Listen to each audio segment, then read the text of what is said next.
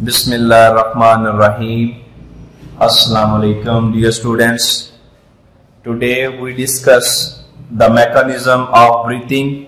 सांस लेने के अमल को आज हम डिस्कस करेंगे. So dear students, सांस लेने के अमल को इनहेलेशन या इनस्पायरेशन कहते हैं. यानी जो हम सांस इनटेक करते हैं अपनी बॉडी के अंदर, जिस गैस को यानी ऑक्सीजन को अपनी बॉडी के अंदर ले जाते हैं, इस अमल को कहते हैं इनहेलेशन या इंस्पायरेशन. उसके बाद जब हम अपने सांस को वापस फिजा में छोड़ते हैं यानी गैस को खारिज करते हैं, कार्बन डाइऑक्साइड को खारिज करते हैं, इस अमल को कहते हैं या इस सिस्टम को कहते हैं एक्सहेलेशन या एक्सपायरेशन. यानी इनहेलेशन और एक्सहेलेशन का कॉम्बिनेशन है, ये मैकेनिज्म ऑफ ब्रीथिंग है. यानी सांस लेने के अमल के दौरान हम ये दो काम करते हैं, गैस को अंदर ले जाना और उसे वापस बाहर फिजा में खारिज कर देना. इनहेलेशन क्या है? सांस अंदर खींचने यानी इनहेलेशन के दौरान रिब्स के मसल सिकुड़ते हैं. हमारी जो रिब्स है, हमारी जो पसलियां हैं, इनके मसल क्या करते हैं? सिकुड़ते हैं, जिससे रिब्स ऊपर उठ जाता है यानी पसलियां ऊपर उठ जाती हैं. अगर हम देखें तो हम जब सांस ले रहे हैं तो हमारे डायफ्राम के नीचे जो सतह है, जो रकबा है, जो एरिया है, उसमें काफी ज्यादा इजाफा हो जाता है. यानी डायफ्राम ऊपर उठ जाता है और रिब्स जो है वो सिकुड़ती हैं और वो ऊपर उठ जाती हैं. इसी दौरान गुंबद नुमा डायफ्राम सिकुड़ता है और नीचे हो जाता है. यानी जब पसलियां सिकुड़ती हैं तो डायफ्राम जो है वो नीचे हो जाता है, सिकुड़ जाता है.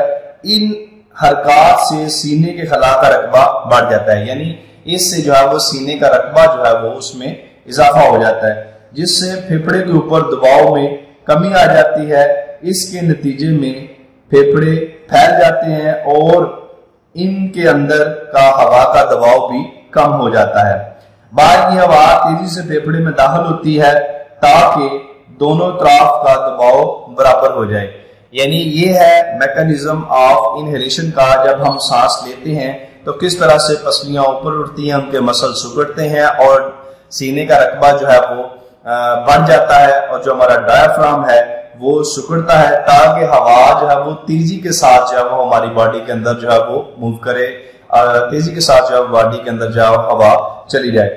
अब बात करते हैं ब्रीथिंग सिस्टम में. जो मैकेनिज्म ऑफ ब्रीथिंग सिस्टम का जो सेकंड पार्ट है वो है एक्सहेलेशन. यानी जब हम सांस को दोबारा जो है वो फिजा में छोड़ते हैं तो एक्सहेलेशन के दौरान क्या होता है? फेफड़ों में गैसों के तबादले के बाद नाखालिस हवा को एक्सपायरेशन में बाहर निकाल दिया जाता है. रिब्स के मसल रिलैक्स होते हैं.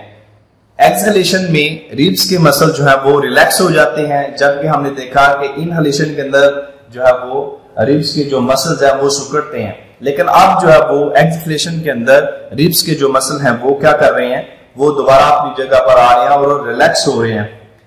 डायफ्राम के मसल भी रिलैक्स हो जाते हैं और ये अपनी ऊपर उठी गुंबद नुमा शक्ल में आ जाते हैं. इससे सीने के खला का रकबा कम हो जाता है और फेफड़ों के ऊपर जो है वो दबाव में जो है वो इजाफा होता जाता है. इसके नतीजे में फेफड़े सिकुड़ते हैं और इनके अंदर से हवा बाहर आ जाती है.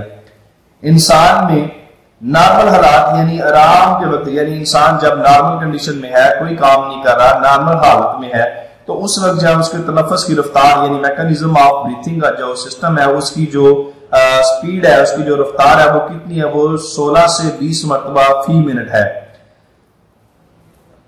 यानी इंसान जब नॉर्मल हालात में जो है वो सांस लेता है तो उसमें सांस लेने की जो रफ्तार है वो तकरीबन 16 से 20 के दौरान होती है.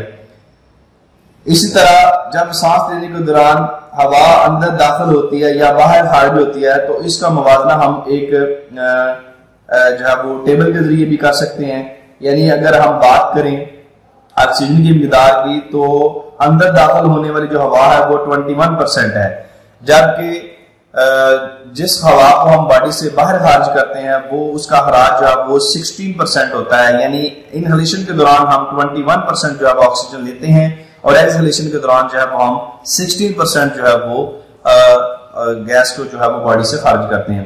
کاربن ڈائی آکسائڈ کی مقدار جو ہے وہ ہماری باڈی میں 0.04 جو ہے وہ پرسنٹ جو ہے ہم سانس کے ذریعے اسے انٹیک کرتے ہیں، جبکہ 4% جو ہے 0.04 انٹیک کرتے ہیں اور 4% جو ہے وہ ہم دوبارہ جو ہے وہ ایکسہلیشن کے ذریعے اسے خارج کر رہے ہیں۔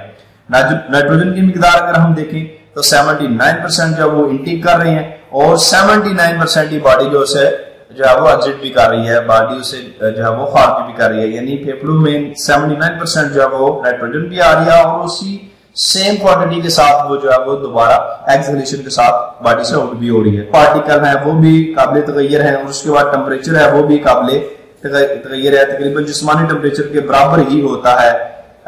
تو ڈسٹ پارٹیکل ہے جو وہ باڈی کے اندر نہیں جاتے یا وہ بھی جو ہے وہ نیزل کیوٹی کے اندر ہی روک لیے جاتے ہیں۔ اس کے بعد جو بخارات ہیں ان کو بھی جو نیزل کیوٹی میں جب داخل ہوتے ہیں تو وہ بھی میوکس کی وجہ سے جو اب ہوا گرم ہوتی ہے تو اسی وقت جو ہے وہ بخارات دوبارہ ہوا کی شکل جو ہے وہ اختیار کر لیتے ہیں۔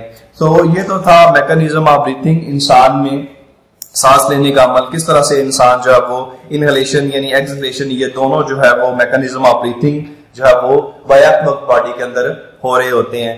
انشاءاللہ اگلے لیکچر کے ساتھ دوبارہ حاضر ہوں گے، تب تک کے لیے اللہ حافظ۔